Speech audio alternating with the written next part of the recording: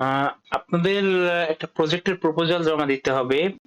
প্রজেক্টের প্রপোজাল হোক বা রিপোর্ট হোক, তার জন্য একটা ফরম্যাটিং এর প্রয়োজন হয়। তো এখানে ট্রাই করব যে একটা ফরম্যাট নিয়ে মোটামুটি আলোচনা করতে, বা প্রজেক্ট প্রপোজালে আপনারা অ্যাকচুয়ালি কি লিখবেন কি লিখবেন না।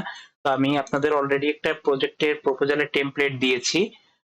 তো টেমপ্লেটের একটা কাভার পেজ আছে, কাভার পেজটার মধ্যে আমি মোটামুটি সবকিছু রাখার ট্রাই করেছি। মানে এইটুকুই বেসিক জিনিস, এর থেকে বেশি জিনিস আপনাদের দেওয়ার দরকার হয় না। এবং এখানে যে ইয়েটা আপনাদের একটা ডক ফাইলও দিয়েছি, পিডিএফও দিয়েছি। তো ডক ফাইলটা মোটামুটি ফরম্যাট করা আছে আর কি, যে কোথায় কেমন ফন্ট সাইজ রাখবেন বা কি রাখবেন এটা করা আছে। তবে কিছু জিনিসের একটু চেঞ্জেস হবে, সেগুলো একটু চেঞ্জ করবেন। যেমন আপনি কভার পেজ এটা চাইলে রাখতে পারেন বা অন্য কোনোটাও চাইলে রাখতে পারেন। তো এখানে আপনি আপনার প্রজেক্ট প্রপোজাল এখানে লেখা থাকবে, দেন প্রজেক্টের একটা টাইটেল দিবেন। ধরেন আমরা দিচ্ছি হসপিটাল ম্যানেজমেন্ট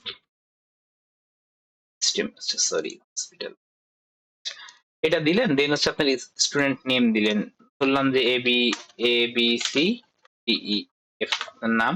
স্টুডেন্ট আইডি দিলেন, স্টুডেন্ট আইডিটা ধরলাম 1 2 3 4 5 6 7 8। আচ্ছা, দেন এখানে হচ্ছে একটা ইমেল অ্যাড্রেস দিবেন,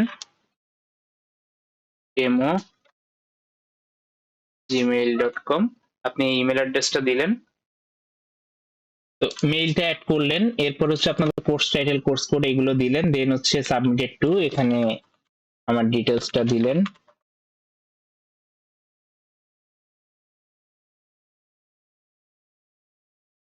চাইলে ইনিশিয়াল দিতে পারেন।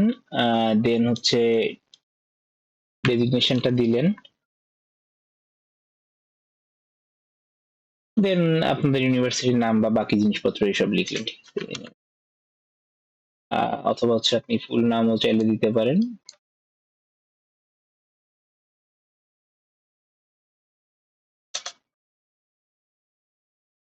এটা দিলেন। আচ্ছা, এখানে পেস্ট করার ক্ষেত্রে দেখেন এখানে বেশ কয়েকটা অপশন আছে। তো এইটা হচ্ছে আপনি যদি ক্লিক করেন তাহলে হচ্ছে আপনার এখানে যে ফরম্যাটটা প্রয়োজন হবে সেটা, এটা হচ্ছে দুইটা ফরম্যাটের মার্কস করে।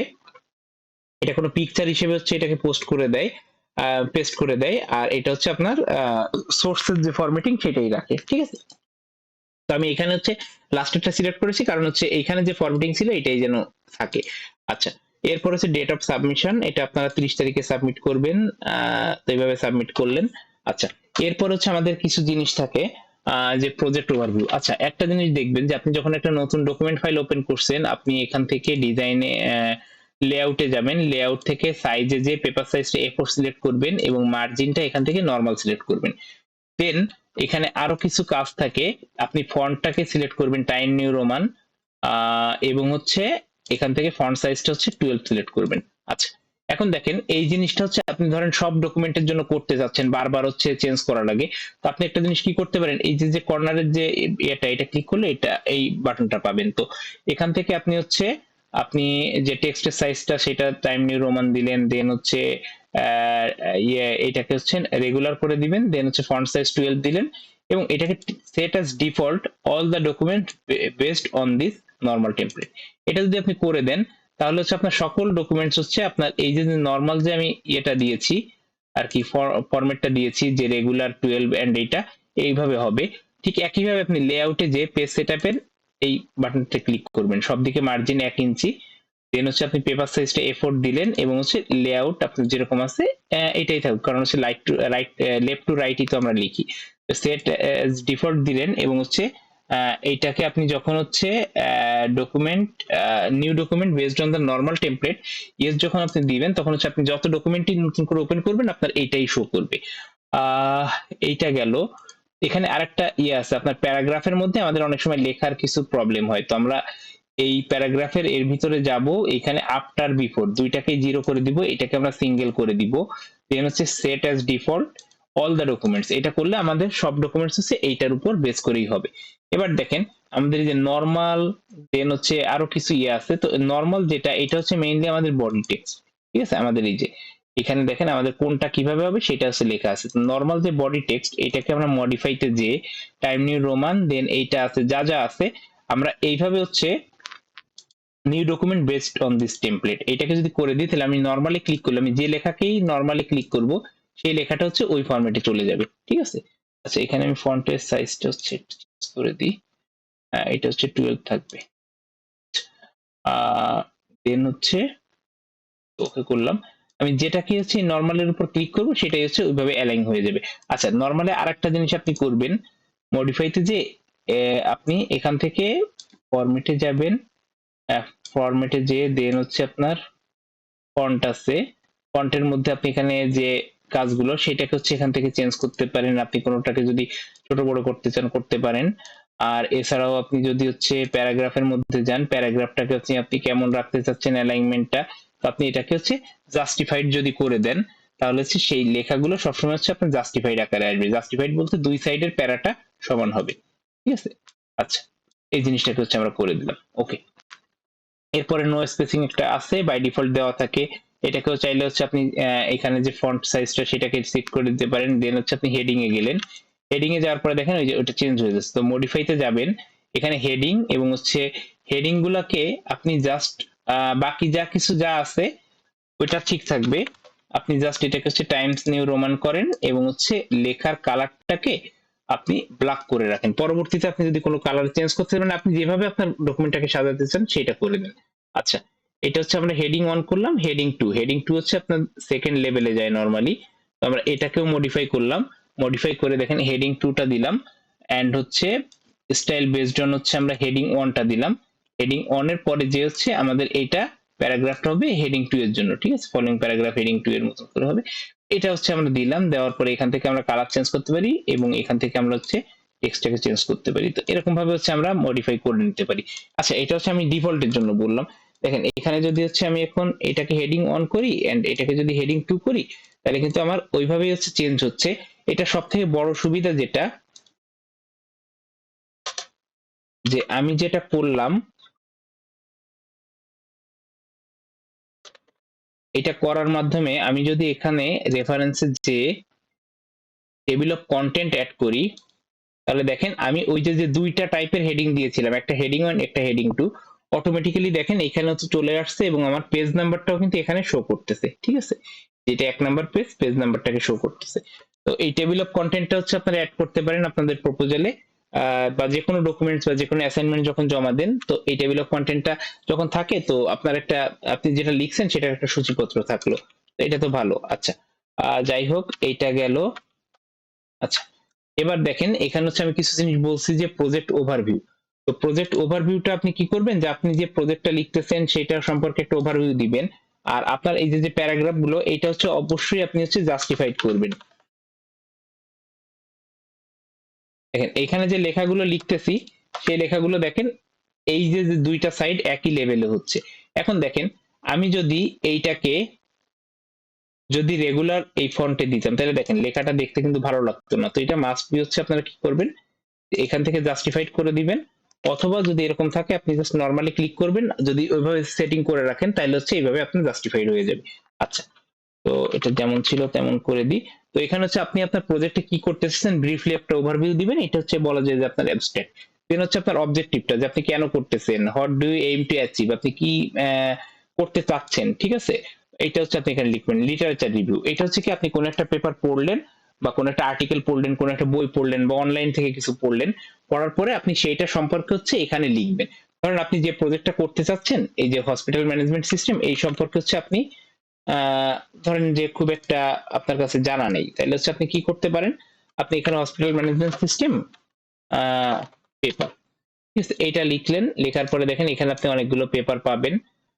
এখানে মনে হয় ফার্স্ট এই পেপারটা হচ্ছে এখান থেকে আমরা ইয়ে করতে পারবো না, আপনি এখানে যেটা পাবেন এটা করতে পারেন।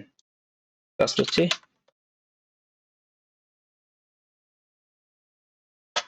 মেন্ডেলিতে চলে যাবেন, মেন্ডেলিতে যে দেন হচ্ছে আপনি এখানে হসপিটাল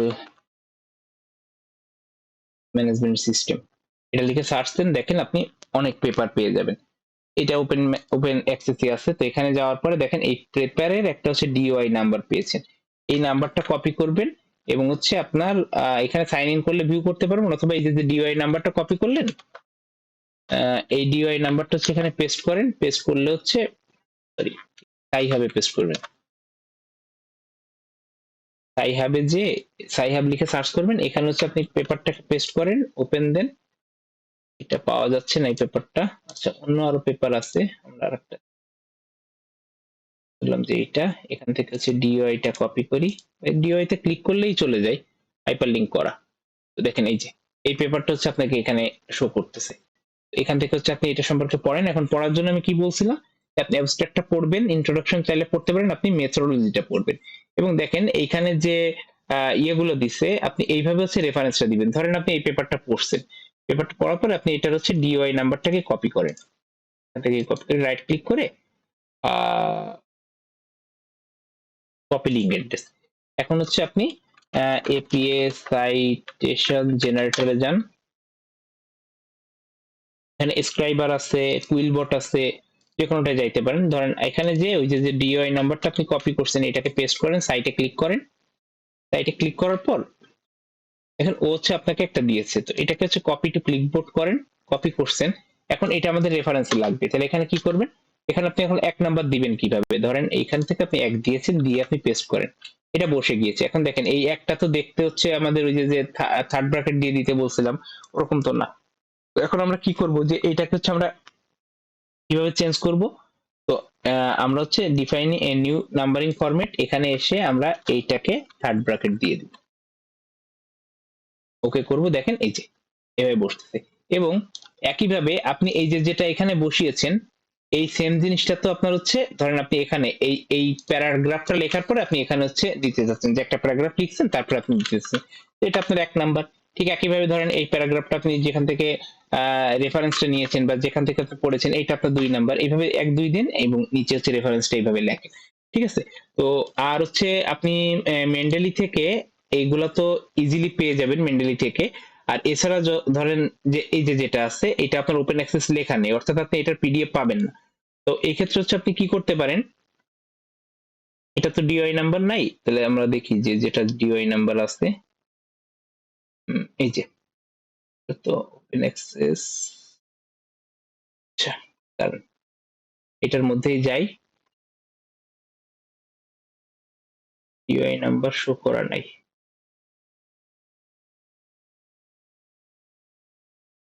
আচ্ছা, এইটার মধ্যে যাই। আচ্ছা, এইটা দেখেন ডিওআই নাম্বার আছে, তো এটাকে হচ্ছে আমরা কপি করি। কপি করে আপনি হচ্ছে সাইহাবে যান। দেখেন সবগুলো থাকে না, আমি আগেও বলছি, এটাও নাই। সাইহাবের তো অবস্থা। আচ্ছা, আমরা নর্মাল যে কোনো একটা, এইটা বাদ দিয়ে নর্মাল একটা পেপারে যাই। ধরেন হচ্ছে ব্লকচেইন, এই টপিকের আমরা পেপার দেখি। এই টপিকের কিছু আমরা ওপেন অ্যাক্সেস ছাড়াও পেতে পারি।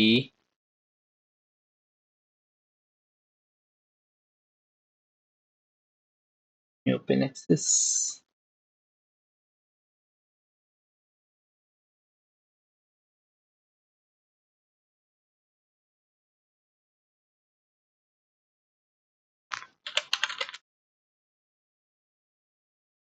আচ্ছা দেখি এখানে পাই কিনা। সাইহাব এটা হচ্ছে মেইনলি আপনার একটু পুরানো যে পেপার গুলো আছে, ওই পেপার গুলোকে হচ্ছে ইয়ে করে দেয়। এটা তো হচ্ছে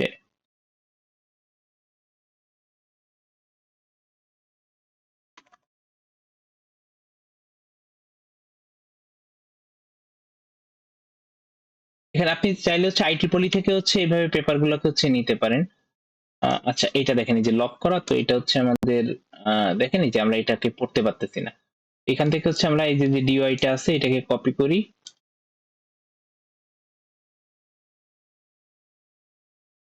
এই যে দেখেন ওপেন দিলাম, ওইটা ওখান থেকে পড়া যাচ্ছিল না, এখান থেকে পড়া যাচ্ছে। এবং এখানে দেখেন এই যে এইভাবে দেওয়া, তো আপনি এই একইভাবে হচ্ছে এখান থেকে পড়বেন। ঠিক আছে, যেগুলো আপনারা পাবেন না একটু পুরানো, যে এটা 2020-এর পেপার, তো একটু আগের পেপার গুলো হচ্ছে এখানে পাওয়া যায়। তো এরকম আপনারা দুই তিনটা থেকে আইডিয়া নিতে পারেন, আইডিয়া নিয়ে হচ্ছে সেগুলো এখানে লিখবেন। আচ্ছা, এরপরে মেথোডোলজি, আপনি তো আর মেথোডোলজি জানেন না যে এখন একদম কিভাবে করবেন বা কি করবেন। আপনি জাস্ট টেন্টেটিভ একটা লিখবেন যে আমি এইভাবে কাজটা করতে চাচ্ছি, আমার মেথডটা এরকম হচ্ছে। আপনি দু একটা পেপার পড়লেই বুঝতে পারবেন মেথোডোলজি আসলে কি। এবার এক্সপেক্টেড আউটকাম, যে আপনি হসপিটাল ম্যানেজমেন্ট সিস্টেম বানাচ্ছেন, এখানে আউটকামটা কি, যে ডক্টররা এখানে রুগীরা ডক্টরের অ্যাপয়েন্টমেন্ট নিতে পারবে, তাদের হচ্ছে যে রিপোর্ট গুলো আছে সেটা দেখাইতে পারবে, তো বা এটা এখানে আপনার টাইমটা হচ্ছে শো করবে, কোন ডাক্তার কখন আসে কখন না আসে এটাকে শো করবে। তো এরকম যে কোনো একটা ডেটাবেস আপনার ব্যাকএন্ডে থাকবে, সেখান থেকেই করতে পারেন। এবার প্রজেক্ট টাইমলাইন যে জিনিসটা, এটা কি, যে প্রোভাইড এ টাইমলাইন। যেমন আপনি এখানে কি করবেন, যে আপনি টাইমলাইনটা দিতে পারেন যে আপনি 30 নভেম্বরের মধ্যে হচ্ছে আপনার প্রপোজালটা জমা দিচ্ছেন। দেন হচ্ছে আমি আউটলাইনের মধ্যে যেভাবে লিখছি যে প্রবলেম ডিসকাশনটা আপনি ফার্স্ট 2 উইকে করতেছেন, আর দেন হচ্ছে আপনার মানে মিডের পরে, দেন হচ্ছে আপনি তারপরে যে আপনার প্রজেক্টের কোন অংশটুকু কতটুকু করতেছেন। এটা আমাদের ধরেন, এটা আমাদের এই কোর্সের জন্য তো আমাদের যে সেমিস্টারের মধ্যেই আমাদের আউটলাইনটা মেইনলি থাকে, যে আমরা এত তারিখে জমা দিব বা এত দিনের মধ্যে করব। বাট আপনি যখন বড় কোনো প্রজেক্ট করবেন, তখন হচ্ছে আপনি যে কোম্পানির আন্ডারে করতেছেন বা যেখানে করতেছেন, তো তাদেরকে হচ্ছে একটা আউটলাইন দিতে হয় বা টাইমলাইন দিতে হয়, যে আমি এত দিনের মধ্যে করব, এই কাজ করব। তো আপনি সেইভাবে হচ্ছে প্রজেক্টের টাইমলাইনটা লিখবেন, যে আমি এই কদিনের মধ্যে করব, বা আমি ডেটাবেস কানেকশনটা নেক্সট 1 উইকের মধ্যে করব। দেন হচ্ছে তারপরের উইকে আমি এটা করব। অথবা আপনি প্রজেক্ট টাইমলাইনের কিছু ফর্মাল অ্যাপ্রোচ আছে, তো এই অ্যাপ্রোচ গুলোকে যদি আপনি হচ্ছে সার্চ করেন, যে প্রজেক্ট টাইমলাইন টেমপ্লেট, দেখেন এই যে এখানে এইভাবে হচ্ছে আপনার দেখানো আছে যে আপনি টাইমলাইনটা এইভাবে দেখাইতে পারেন। তো আমাদের তো আর এত মাস ধরে নেই, তো আপনি উইক ওয়াইজ দেখাইতে পারেন, যে আমি ফার্স্ট উইকে এটা করবো, তারপরের উইকে এটা করবো, বা কোন কাজ কখন করবেন, ফেজ ওয়ান এই যে এটা, তারপরে প্ল্যানিং, ডিজাইন, ঠিক আছে, এরকম আপনি যে কোনো একটা ইয়ে ধরতে পারেন। এরপর আপনি কি করবেন, রিসোর্সেস রিকোয়ার্ড। যেমন আপনি এই যে কাজটা করতেছেন, এই কাজটা করার জন্য আপনি নেটবিনসে করতেছেন, বা আপনি সিএসএস ইউজ করতেছেন, এইচটিএমএল ইউজ করতেছেন, কোন ল্যাঙ্গুয়েজ ইউজ করতেছেন, কোন সফটওয়্যার ইউজ করতেছেন, দেন হচ্ছে আপনি জ্যাম্প ইউজ করতেছেন ধরেন। তো এই জিনিসগুলো এখানে লিখবেন, যে আপনি কোনটা কোনটা ইউজ করতেছেন, এটার কাজটা কি। দেন রেফারেন্সটা আমি দেখালাম, এইভাবে করবেন। তো আশা করি এইভাবে হচ্ছে আপনি প্রপোজালটা সুন্দরভাবে লিখতে পারবেন। একটা জিনিস, মেথোডোলজির মধ্যে আপনি মাস্ট বি একটা ডায়াগ্রাম অ্যাড করবেন, ঠিক আছে। যে আপনি কিভাবে ডিজাইনটা করতেছেন তার একটা হচ্ছে ডায়াগ্রাম এখানে দিবেন, যে আমি এইভাবে হচ্ছে আমার কাজটা হচ্ছে। আহ, ঠিক আছে, যেমন হসপিটাল ম্যানেজমেন্ট সিস্টেম ডায়াগ্রামটা আপনি নিজেই বানানোর চেষ্টা করবেন, অনলাইন থেকে কপি করবেন না। সিস্টেম এর ডায়াগ্রাম, ইয়ার ডায়াগ্রাম আছে, এই যে আপনারা যেগুলো পড়ে আছেন, ইয়ার ডায়াগ্রাম, তারপর হচ্ছে ইয়ার ডায়াগ্রাম, এগুলোরও দরকার নেই। আপনি নর্মালি যদি হচ্ছে যে কোনো একটা ছোটখাটো ডায়াগ্রাম, বা হচ্ছে ধরেন আপনি ফ্লো চার্ট বানাচ্ছেন কোনো ডায়াগ্রাম না দিয়ে, সেম ফ্লো চার্ট। তো এই যে যে ধরনের ডায়াগ্রাম আছে, এই ডায়াগ্রাম গুলো হচ্ছে আপনি এখান থেকে বানাইতে পারেন। এখন ডায়াগ্রাম আপনি কিভাবে বানাইতে পারেন, draw.io ওয়েবসাইট আছে। তো এই ওয়েবসাইট থেকে আপনি হচ্ছে খুব ইজিলি হচ্ছে আপনি ডায়াগ্রাম গুলো বানাইতে পারেন। এটা আপনার একটা ডেস্কটপ অ্যাপ আছে, এটা আপনি চাইলে ইনস্টল দিতে পারেন। এটা আপনার গুগল ড্রাইভ বা ডিভাইস যে কোনো জায়গার সঙ্গে হচ্ছে ইয়ে করতে হবে। ধরেন আমরা হচ্ছে আপাতত, সরি, আমরা ধরেন আপাতত ডিসাইড লেটার, এটা হচ্ছে আমরা করে দিলাম, আহ, যে আমরা পরে ডিসাইড করব, বা এখান থেকে আমরা শুধু সেভ দিব। আপনি এখানে একটা বক্স নিতে পারেন, দেন এখানে আপনি একটা এই শেপ নিতে পারেন, এর উপর ডাবল ক্লিক করে এখানে হচ্ছে আপনি লিখতে পারবেন। তারপরে কানেকশন গুলো কিভাবে দিবেন, এখান থেকে মনে করেন যে আপনি এর একটা কানেকশন দিবেন, তাহলে এটাকে জাস্ট এখান থেকে এনে কানেকশনটা দিয়ে দেবেন। দেন আপনি এখানে লেখেন, এখানে সহজেই ডায়াগ্রাম বানাতে পারবেন।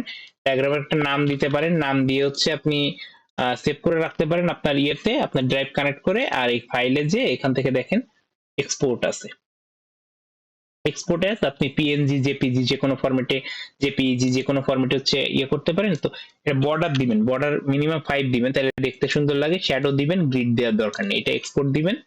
দেন হচ্ছে দিলাম টেস্ট, এই নামে হচ্ছে আমরা সেভ দিচ্ছি। দেখেন এটা হচ্ছে আমার সুন্দরভাবে হচ্ছে সেভ হয়ে গিয়েছে, ঠিক আছে।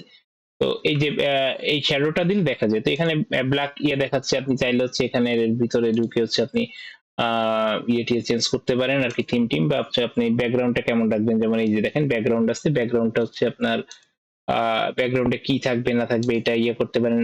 তারপর হচ্ছে আপনার ব্যাকগ্রাউন্ডের যে কালার বা বাকি জিনিসগুলো হচ্ছে এখান থেকে খুঁজে হচ্ছে ইয়ে করতে পারেন আর কি, সবকিছু এর মধ্যে দেওয়া আছে, ঠিক আছে। তো উম, এটা হচ্ছে মোটামুটি এইভাবে কাজ করে। তো এখানে হচ্ছে আপনি কোনো ব্যাকগ্রাউন্ডে কোনো ইমেজ দিতে চাইলে তার হচ্ছে ইউআরএলটা এনে এখানে হচ্ছে দিতে পারেন, ঠিক আছে। ধরেন আমরা এখানে একটা ইমেজ যদি আনতে চাই, ধরেন এই ইমেজটাই কথার কথা যে আনতে চাচ্ছি, তো কপি লিংক অ্যাড্রেস, আপনি এখানে হচ্ছে ইমেজটা দিলেন, ওপেন দিলেন। আচ্ছা, এটা হচ্ছে ডেস্কটপ থেকে কোনো একটা কিছু আনতে হবে। ডেস্কটপের থেকে হচ্ছে আপনার লিঙ্কটা দিতে হবে অথবা ড্রাগ করে নিয়ে আসা যায়। একটা ইমেজ ড্রাগ করে নিয়ে আসি। মেইনলি হচ্ছে ডেস্কটপ সফটওয়্যারটা ইউজ করতে পারেন, ওইটা বেশ সুন্দর আর কি। ধরুন হচ্ছে এই ইমেজটাকে এনে এখানে দিলাম, অ্যাপ্লাই দিলে দেখেন এই যে এই জিনিসটা তো হচ্ছে এখানে শো করতেছে। আর এছাড়া আপনি ব্যাকগ্রাউন্ড কালার হিসেবে এখানে ব্ল্যাক দেওয়া আছে, আপনি ব্যাকগ্রাউন্ড কালারটা চাইলে হচ্ছে হোয়াইট করতে পারেন। তাইলে যে আপনি মনে করেন যে এই ব্যাকগ্রাউন্ডটা দিবেন না, আপনি হোয়াইট ব্যাকগ্রাউন্ডের উপর এটা দিবেন। এইটার যে ভিতরে যে কালার গুলো আছে এই কালার গুলোকে আপনি সাদা করে দিতে পারেন আপনার ডায়াগ্রামে। লেখার যে কালারটা টেক্সটের কালার, টেক্সটে যাবেন, টেক্সটে যে এখান থেকে হচ্ছে টেক্সটটা বোল্ড করে দিতে পারেন। দেন হচ্ছে ফন্টের কালারটা আপনি এখান থেকে এই কালার দিয়ে দিলেন, ঠিক আছে। এইভাবে হচ্ছে করতে পারেন। দেন হচ্ছে ফাইলে যে ফাইল থেকে আপনি এক্সপোর্ট দিয়ে ওইভাবে দেখতে পারেন। তো এইভাবে হচ্ছে আপনি ডায়াগ্রাম গুলো এখানে বানাইতে পারেন। তো এইটুকুই তো। তো এটা করে আমি আশা করি যে প্রপোজাল সবাই সুন্দর হবে, এবং যে ইয়েগুলা বলছি যে আপনার জাস্টিফাইড হইতে হবে লেখা বা কোথায় কেমন হবে আপনি এইখানে, এবং আপনি চাইলে একটা টেবিল অফ কন্টেন্টও রেফারেন্স থেকে একটা টেবিল অফ কন্টেন্টও দিতে পারেন। সেই ক্ষেত্রে হচ্ছে আপনার এখানে এই যে হেডিং 1 হেডিং 2 এইভাবে হচ্ছে সিলেক্ট করে করে দিতে হবে। ওকে, থ্যাংক ইউ। আমি ক্লাসেও দেখিয়েছি, তারপরে আরেকবার বললাম যাতে হচ্ছে আপনাদের নেক্সট দিন বা নেক্সট ক্লাসে আপনাদের কোনো প্রবলেম না হয়, ঠিক আছে, বা আপনারা সুন্দরভাবে করতে পারেন। ওকে, থ্যাংক ইউ।